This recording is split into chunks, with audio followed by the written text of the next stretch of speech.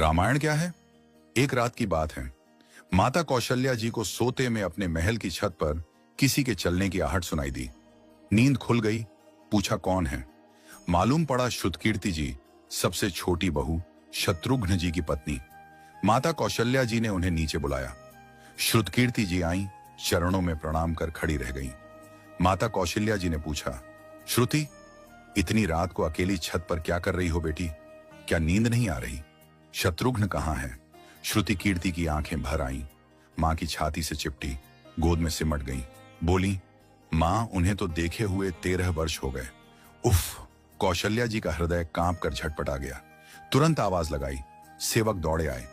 आधी रात ही पालकी तैयार हुई। आज शत्रुघ्न जी की खोज होगी। मां चली। आपको मालूम है शत्रुघ्न जी कहाँ मिले?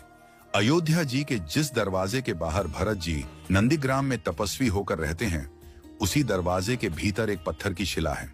उसी शिला पर अपनी बाह का तकिया बनाकर लेटे मिले। मां सिराहने बैठ गईं, बालों में हाथ फिराया तो शत्रुघ्न जी ने आंखें खोली। मां! उठे, चरणों में गिरे। मां, आपने क्यों कष्ट किया? मुझे बुलवा लिया होता। मां ने कहा, शत्रुघ्न यहां क्यों? शत्रुघ्न जी की रुलाई फूट पड़ी। बोले, मां, भैया राम जी पिताजी की आज्ञा से वन चले गए। भैया लक्ष्मण जी उनके पीछे चले गए। भैया भरत जी भी नंदीग्राम में हैं। क्या ये महल, ये रथ, ये राजसी वस्त्र विधाता ने मेरे ही लिए बनाए हैं? माता कौशल्या जी निरुत्तर रह गई। देखो क्या है ये राम कथा। ये भोग की नहीं, त्याग की कथा है। यहाँ त्याग की ही प्रतियोगिता चल रही है और सभी प्रथम हैं। कोई पीछे नहीं रहा। चारों भाइयों का प्रेम और त्याग एक दूसरे के प्रति अद्भुत, अभिनव और अलौकिक है। रामायण जीवन जीने की सबसे उत्तम शिक्षा देती है। भगवान राम को 14 वर्ष का वनवास हुआ तो उनकी पत्नी सीता मैया ने भी सहर्ष वनवास स्वीकार कर लिया। परंतु बचपन से ही बड़े भाई की सेवा में रहने वाले लक्ष्मण जी कैसे राम जी से दूर हो जाते? माता सुमित्रा से तो उन्होंने आज्ञा ले ली थी वन जाने की, परंतु जब पत्नी उर्मिला के कक्ष की ओर बढ़ रहे थे तो सोच रहे थे कि मां ने तो आज्ञा दे दी, परंतु उर्मिला को कैसे समझाऊंगा, क्या बोलूंगा उनसे?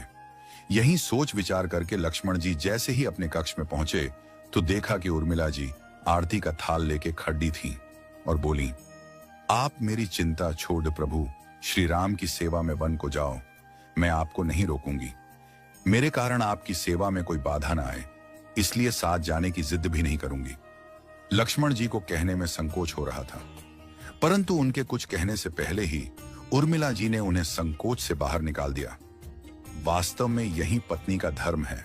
पति संकोच में पड़े उससे पहले ही पत्नी उसके मन की